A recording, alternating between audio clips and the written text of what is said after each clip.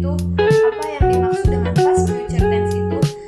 Past future tense itu adalah bentuk waktu yang digunakan untuk menyatakan rencana, niat, atau kejadian yang akan terjadi di masa depan, tetapi dilihat dari sudut pandang masa lalu. Nah, past future tense juga memiliki beberapa fungsi. Di antaranya, yang pertama adalah menyatakan rencana di masa lalu tentang sesuatu yang akan dilakukan di masa depan. Misalnya contoh, aku ngomong gini, nanti aku besok mau main, atau nanti kita besok kemana gitu ya.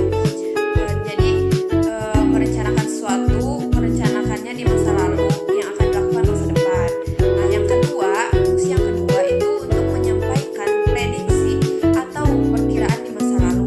Jadi misalkan kayak aku tuh kira besok pasti bakal hujan atau besok panas gitu. Ya, misal kayak gitu contohnya. Nah, yang ketiga, fungsinya itu melaporkan ucapan atau pikiran orang di masa lalu tentang masa depan. Misalnya kayak aku ngomong sekarang ke teman kayak gini, nanti di tahun 2027 bakal kiamat atau bakal ada bencana apa, dan seperti itu. Kita lanjut ke pembahasan lainnya. Di sini saya akan menyampaikan rumus past future tense. Rumus past future tense ini terbagi menjadi dua. Ada kalimat verbal, ada juga kalimat nominal. Kalau yang pertama kalimat verbal. Yang verbal itu menggunakan kata kerja dengan rumus subject plus would atau should plus verb 1. Yang kedua ada kalimat nominal, yaitu kalimat yang tidak menggunakan kata kerja. Subjek, rumusnya subject plus would atau should plus be plus complement, yaitu adjektif, noun, atau adverb. Untuk menyatakan aksi yang seharusnya atau akan terjadi di masa lalu, seringkali sebagai pengandaian. Untuk bentuk kalimat negatifnya tinggal ditambahkan dengan kalimat not, sedangkan untuk kalimat tanyanya harus diawali dengan would atau should. Selanjutnya di sini akan lanjut ke pembahasan tentang verbal dan nominal past future tense. Yang pertama ada verbal. Yang verbal itu digunakan untuk menyatakan kegiatan atau aksi yang akan dilakukan, tapi diceritakannya di masa lalu. Jadi kayak misalkan kita tuh mau melakukan apa, tapi diceritakannya tuh di masa lalu. Misalkan aku nanti besok mau jajan, misalkan kayak gitu. Seperti itu. Rumusnya adalah rumus kalimat positifnya subject plus would atau should plus verb 1.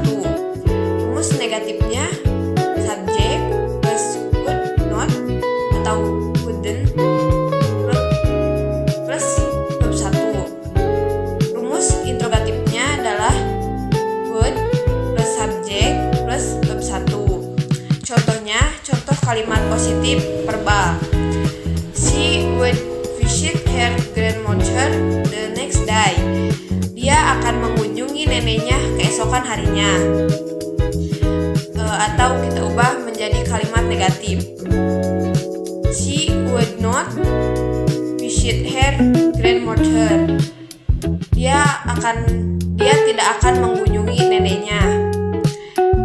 Atau kita ubah lagi ke dalam kalimat interrogatifnya. Would she visit her grandmother? Apakah dia akan mengunjungi neneknya? Nah, kita lanjut ke yang kedua, yaitu kalimat nominal. Kalimat nominal itu digunakan untuk kalimat tanpa kata kerja atau aksi, melainkan menggunakan to be dan would be.